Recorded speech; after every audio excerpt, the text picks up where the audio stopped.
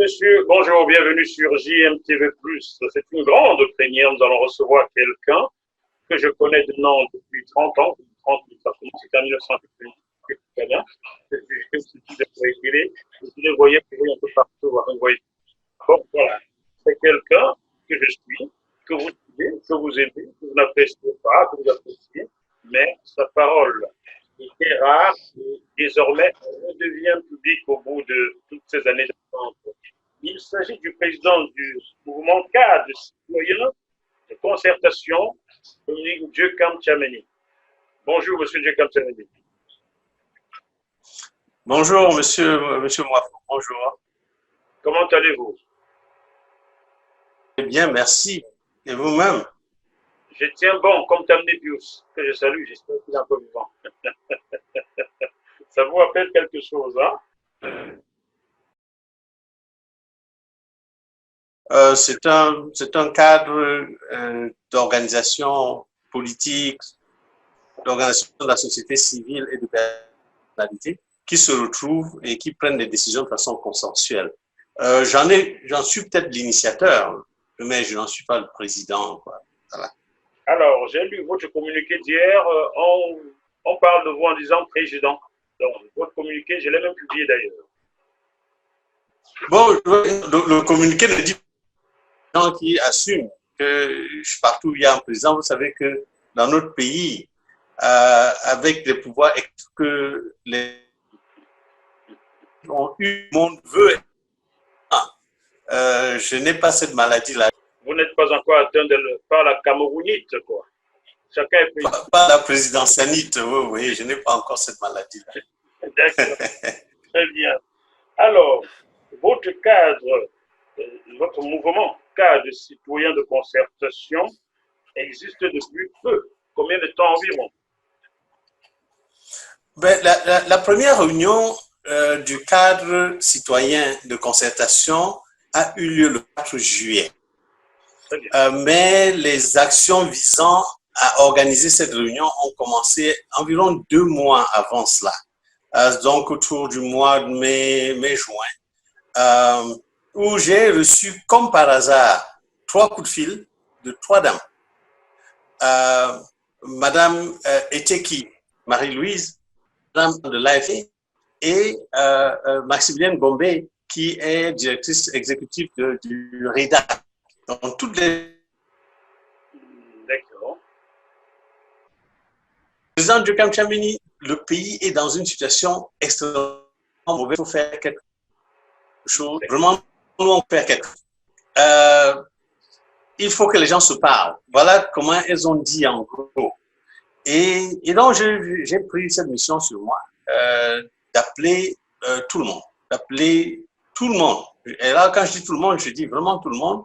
Monsieur Djekamp-Tchameni, vous avez été reçu le 18 juillet dernier. Nous tournons cette émission le 26, donc 8 jours après. Vous avez été reçu le 18 juillet par Sa Majesté le roi Sokoujou, le roi des Bamandjou. C'est vous qui aviez sollicité cette audience ou c'est lui qui vous avait sollicité? Avant de répondre à cette question, il est important citoyen de concertation. Ce n'est pas une coalition de partis ou d'associations, ce n'est pas unique, ce n'est pas une tentative d'un candidat unique de l'opposition pour des élections futures. Le cadre de concertation est ce que j'appelle une méta-organisation, c'est-à-dire une structure, une initiative qui a pour but de faire, non pas de remplacer les organisations existantes, mais de créer quelque chose qui va permettre à ces organes-là de bien fonctionner. Et une des choses qui peut permettre aux gens de bien fonctionner, c'est de se parler, c'est de bien se connaître, c'est de se rencontrer de façon régulière, c'est d'aborder les sujets d'une façon positive, en recherchant non pas ce qui nous divise, mais ce qui nous unit. En recherchant le consensus, c'est vraiment nous apportons quelque chose de nouveau et d'unique. Nous pensons que le Cameroun atomique aujourd'hui a besoin approche-là. Donc, voilà ce que c'est que Je l'ai bien compris. tellement une des choses. Oui, les téléspectateurs l'ont bien compris, ça c'est sûr. Et ceux qui n'ont pas compris, je vous invite, chers téléspectateurs, à lire le communiqué du cadre citoyen de concertation sur GMTV+. Sans vous le dire, je l'ai publié puisque vous me l'avez envoyé. C'est publié pour Voilà, merci. comprendre ce que c'est que le cadre citoyen de concertation. Concertation, voilà. Alors, bon, donc, naturellement, donc, une des actions que nous avons eues une des premières actions quand on a décidé, d'abord, c'était de fixer quelle est ces deux choses communes qui, à l'heure actuelle, se pour les Camerounais, que la première, c'était le retour de la paix dans le nord-est et que la deuxième, c'était la rupture avec ce système de gouvernance que nous avons. C'est-à-dire que les Camerounais sont fatigués d'un pays qui a sa souveraineté et dans laquelle n'existe pas la démocratie. Donc, voilà un peu les deux choses. Et maintenant, quelle est l'approche? Notre approche de concertation, c'était précisément de rencontrer des gens. C'est-à-dire d'aller vers des autres, d'aller vers des personnalités morales et à l'unanimité, on a décidé de rendre visite au roi Sékou-Djou. En fait, de ma question, M. Djekam Tchameni, c'est vous qui avez donc sollicité de rencontrer le roi Sékou-Djou. Ce n'est pas lui qui vous a... Non, ben, c'est nous qui avons demandé à aller le rencontrer. Et il a eu la gentillesse de nous recevoir. Voilà. J'espère que le préfet des Hauts-Plateaux vous a adressé un courrier menaçant de vous destituer ou de je ne sais pas quoi. Pour le moment, ils n'ont adressé aucun courrier.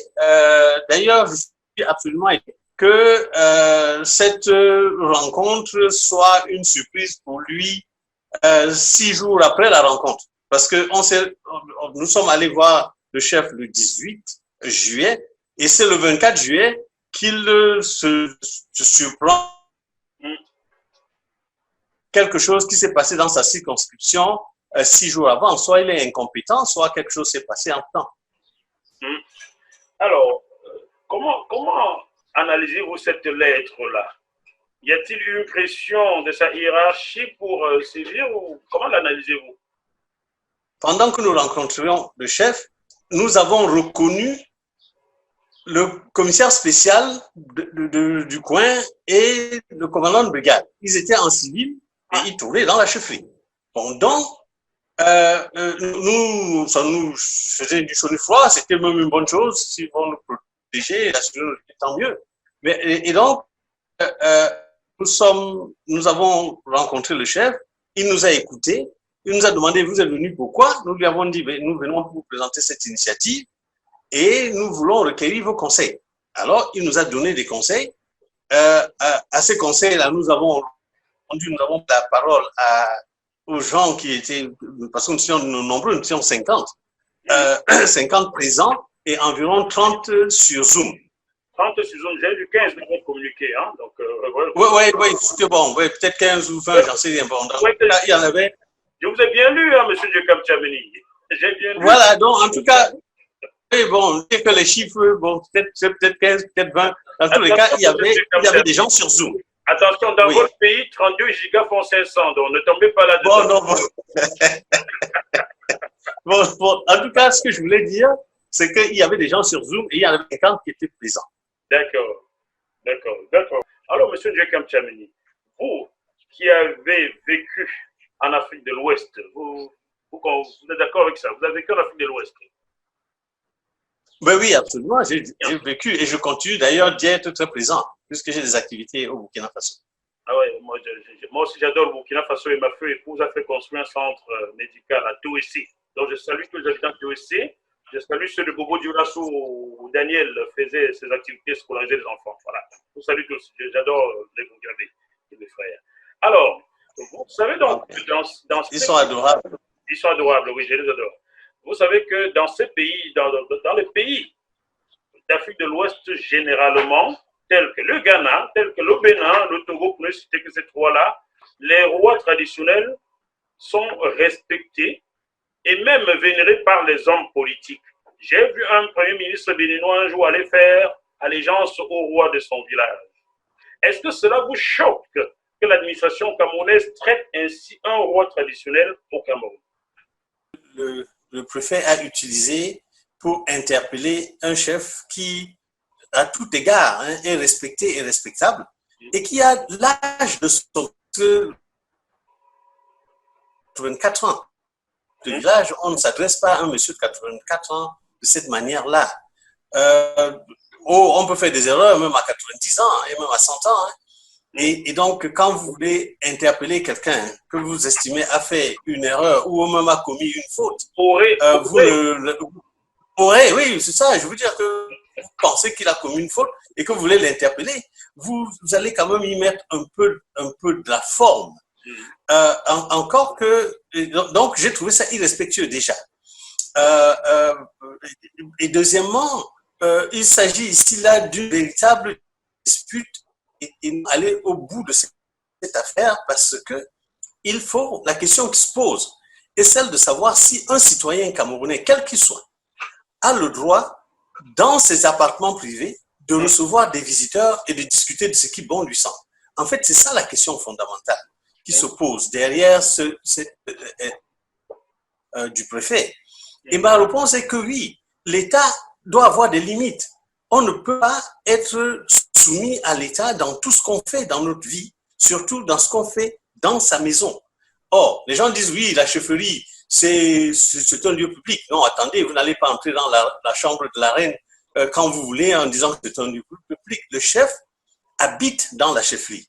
Et dans la chefferie, il y a des lieux publics, comme il y a un musée, et il y a je ne sais pas trop quoi, plein d'endroits qui sont publics. Mais le chef a ses appartements privés. Et c'est à l'intérieur de ces appartements privés qu'il nous a reçus. Ben, ce n'est pas un premier cas au Cameroun. Hein. J'avais déjà vu, il y a un an environ, moins d'un an d'ailleurs, monsieur Maître Yondo Black, que vous connaissez très bien, empêché de recevoir des gens chez lui, tout comme monsieur Albin Bonga empêché de recevoir des gens chez eux.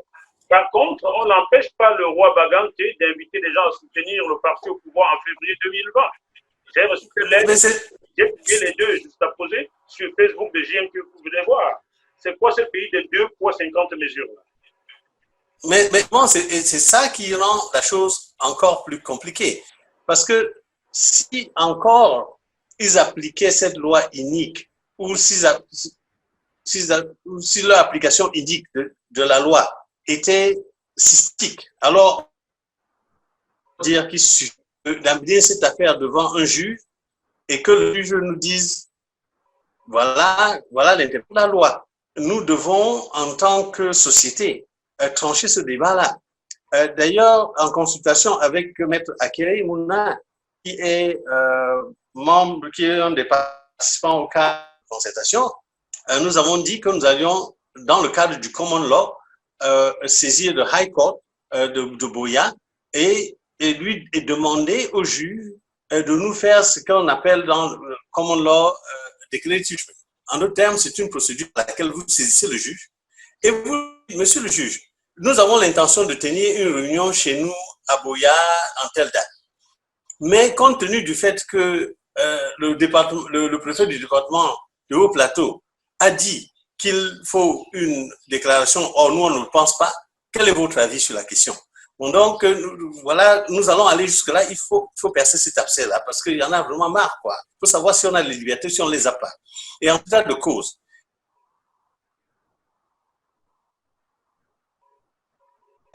moi je dirais que cette restreinte dans notre liberté en violation des accords internationaux que le Cameroun a signés. Et devant une loi qui est injuste, je pense que les gens ont le droit de résister, de désobéir. Ne faites pas la mauvaise langue en accusant mon Cameroun, hein, car même en France, mon pays d'adoption ou de quoi, nous signons tous les accords, nous respectons rien également. Donc, il n'y a pas que le Cameroun, il y a aussi la France dedans. Hein, mais oui, ça, mais pour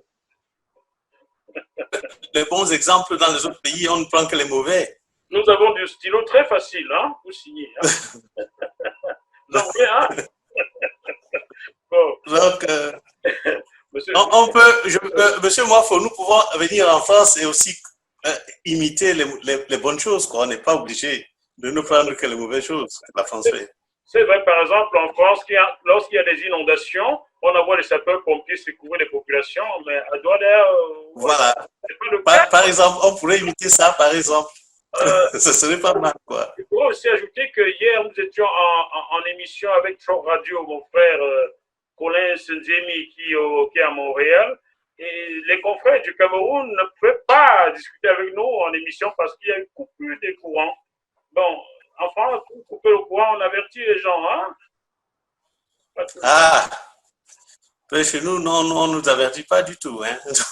Donc, chaque jour qu'on a du courant, on remercie le ciel. Oh, bon, le ciel est partout. Alors, monsieur Diokap Chamli, en regardant, en juxtaposant ces deux lettres du roi Baganté de février 2020, invitant tous ceux qui vivent dans son village à venir soutenir le parti au pouvoir en vue des municipales qui arrivaient, et celle du préfet adressée à Sa Majesté Sokoudjou, on a l'impression que pour faire partie du Cameroun à part entier, il faut être pro-parti au pouvoir. Lorsqu'on n'est pas d'accord avec, on est du Cameroun entièrement à part. Est-ce que j'analyse bien? Mais écoutez, ce matin encore, dans les réseaux sociaux, je répondais qui manifestement est un supporter du régime en place, qui me disait, écoutez, M. Tchouaméni, on vous respecte beaucoup, vraiment dans le cas avec vous, parce que vous êtes en train de demander, vous êtes en train de dire au chef qu'il est au-dessus des lois. Je fais remarquer que ça fait plus de 40 ans que je lutte pour la démocratie au Cameroun. J'ai commencé sous Aïdjo. Et quand, sous Aïdjo, il y a des supporters de Aïdjo qui se moquaient de nous et disaient qu'on était des subversifs, etc., qu'il fallait qu'on aille en... Ces mêmes personnes sont devenus nos amis parce qu'on était des défenseurs de droits de l'homme contre, c'est-à-dire des droits qui bafouaient et dont ils étaient victimes aujourd'hui. Devenus nos amis et ils luttaient avec nous pour les droits de l'homme. Alors, à ceux qui il y a pas plus de 5 ans encore au pouvoir, il faut faire très attention. Donc, cela veut dire qu'ils ne doivent pas dire des choses qui vont regretter. Très bien. Pour tous les citoyens, c'est pour tous les Camerounais. Et donc, demain, ils en auront besoin, eux aussi. Tout à fait. Tout à fait. Quand ils auront perdu leur privilège. That's it. Monsieur Diokap Tchouaméni, je vous remercie pour ce bref entretien, mais sachez que nous en ferons le plus souvent. Vous pouvez me solliciter comme je peux vous solliciter. Et d'ailleurs, on avait parlé de quelque chose. J'aime tout dire à l'antenne car sur JMTV+, on dit tout. Vos amis d'Afrique de l'Ouest, là, il faut que je leur tende le micro également. Oui, d'accord. Oui, nous en faites pas. J'ai oublié.